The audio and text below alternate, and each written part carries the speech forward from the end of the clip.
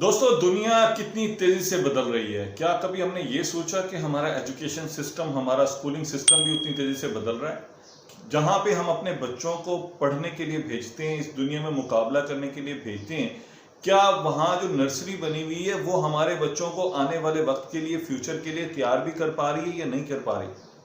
Education experts کی opinion ہے کہ یہ جو ہمارا ایجوکیشن سسٹم ہے، اسپیشلی پاکستان اور سب کانٹیننٹ کا، یہ تقریباً 19 سینچری کے اینڈ اور 20 سینچری کے اسٹارٹ میں ڈیولپ ہوا اور ویسے ہی اڈاپٹ ہو گیا. اب اس سسٹم نے کرنا کیا تھا؟ بیسیکلی یہ سسٹم بنایا گیا تھا اس وقت کیونکہ انڈسٹریل ریولوشن چل رہی تھی، انڈسٹریل صنعتی ترقی ہو رہی تھی، تو انڈسٹریل ورکر چاہیے تھے جو پیکٹس بنا رہے ہوں، جو اسٹیمپنگ کر رہے ہوں، جو اسکرو گیج چلا رہے ہوں اور اوبے کر رہے ہوں، ہر انسٹرکشن کو فالو کر رہے ہوں اور آگے بڑھتے چلے جا رہے ہوں. ہمارے ایجوکیشن سسٹم میں پرابلمز ہیں. ہمارے اسٹوڈنٹ میں وہ چاہت ترقی کی، وہ کریٹیوٹی، وہ کمیونیکیشن اسکل ڈیولپ ہی نہیں ہو پا رہی.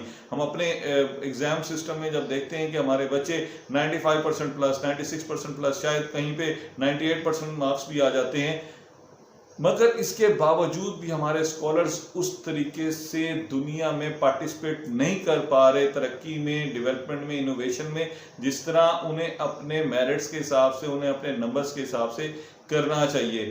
اب ہے کیا ایکچولی یہ جو ہمارا ایجوکیشن سسٹم ہے، اس میں کچھ پرابلمز ہیں. جب تک ہم انہیں آئیڈینٹیفائی نہیں کریں گے ہم ان کو بہتری کی طرف لے کے نہیں جا سکتے. سب سے جو فارموسٹ ہے وہ ہمارا انڈسٹریل ایج ویلیو ہے.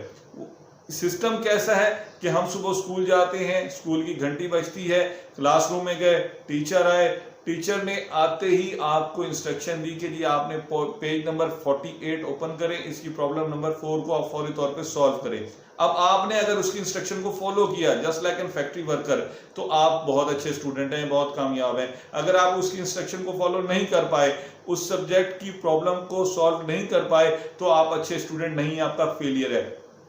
دنیا اس وقت بچوں میں کریٹیوٹی اور پرابلم سالونگ کی طرف لے کے جا رہی ہے، کمیونیکیشن اسکل ڈیولپمنٹ کی طرف لے کے جا رہی ہے، مگر ہم اپنے بچوں کو ٹائٹلی کنٹرول کر رہے ہیں، بہت سخت طریقے سے کنٹرول کر رہے ہیں کہ وہ جسٹ انسٹرکشن فالو کریں، اور جو بچہ انسٹرکشن فالو کرتا ہے وہی کامیاب ہے، جو نہیں کرتا وہ ناکام ہے. ہم اپنے بچے کی ذہانت کو، اس کی سکلز کو میئر کر رہے ہیں اسکور کارڈز کے ساتھ.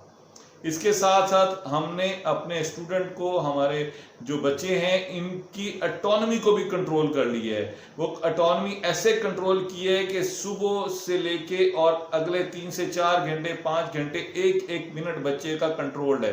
ہر کلاس، ہر لیکچر میں اس بچے نے جانا ہے اور خاموشی سے بیٹھ کے اپنے ٹیچر کی انسٹرکشن کو سننا ہے، اپنے ٹیچر کی باتوں کو سننا ہے اور انہیں ذہن نشین کرنا ہے، انہیں میمورائز کرنا ہے، انہیں اپنے دماغ میں فکس کرنا ہے. اگر وہ نہیں کر پاتا تو وہ ڈیفینیٹلی کامیاب بچہ نہیں ہے. اس کے ساتھ ساتھ جو ہمارا سسٹم ہے وہ زیرو لرننگ کی طرف لے کے جا رہا ہے. جس طریقے سے ہم اپنے اسٹوڈنٹ کو پڑھانا چاہ رہے ہیں، اس ایجوکیشن سسٹم کی لرننگ بالکل زیرو ہے، اس کی کوئی اتھینٹسٹی نہیں ہے. آج بچے کو آپ میتھمیٹکس پڑھا دیں، فزکس پڑھا دیں، سوشل سائنسز پڑھا دیں، اس سے ریلیٹڈ جتنے بھی آپ کے لینگویج کے سبجیکٹس ہیں وہ پڑھا دیں، اور 2 مہینے بعد اس کی اوپینین لیں، اس کے ٹیسٹ لیں، تو وہ کافی ساری چیزیں بھول چکا ہوگا. یہ موسٹلی ہمارے ساتھ کامن، ہمارے لوگوں کے ساتھ بھی ایکسپیرینس ہوا ہے کہ جس دن ہمارے ایگزام ہوتے ہیں، ایگزام سے بالکل اگلے دن ہم تقریباً اپنے پورے سبجیکٹ کو بھول چکے ہوتے ہیں. اس کی وجہ یہ ہے کہ یہ ہم اس کو لرننگ کی طرف لے کے نہیں جا رہے، ہم اس کو میمورائزیشن کی طرف لے کے جا رہے ہیں، رٹے کی طرف لے کے جا رہے ہیں. جب تک اس مین پرابلم کو بھی ہم سالو نہیں کریں گے، ہمارا اسٹوڈنٹ میں جو کریٹیو سکلز ہیں وہ ڈیولپ بالکل بھی نہیں ہو سکتی.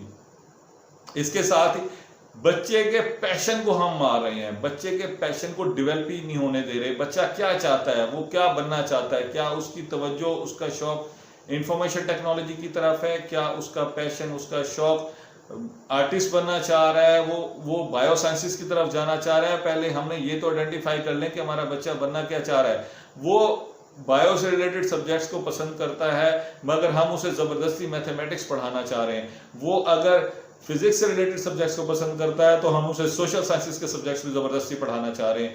अब जब अगर आप 8-9 सब्जेक्ट जो इररेलेवेंट है उसके साथ, उसका शौक ही नहीं है, उसका पैशन ही नहीं है, जब आप उसको जबरदस्ती पढ़ाएंगे तो उसमें किसी भी किस्म का उसका पैशन डेवलप नहीं होगा, उसका शौक डेवलप नहीं होगा, और वो डेफिनेटली अपने उस सारे के सारे टाइम को, उस सारे के सारे वक्त को अपने जाया करेगा। और इसके साथ जो हमारा लेक्चरिंग सिस्टम है ये भी बड़ा डिफिकल्ट है। अब हम अपनी क्लासरूम्स में नॉर्मली हमारे पास 30 to 40 स्टूडेंट्स होते हैं, और उसमें सिटिंग एरिया ऐसा होता है कि जी आगे ज़हीन बच्चे बैठे हैं, इंटेलिजेंट बच्चे बैठे हैं, वो उस्ताद के साथ कुछ ना कुछ सीख भी रहे हैं, गपशप भी कर रहे हैं, डिस्कस भी कर रहे हैं, और पीछे बैक बेंचर्स बैठे हुए हैं। वो बैक बेंचर्स सारा दिन बैठ के भी उनकी जो लर्निंग परसेंटेज होती है वो कभी भी फ्रंट बेंचर्स वालों के साथ नहीं बन सकती।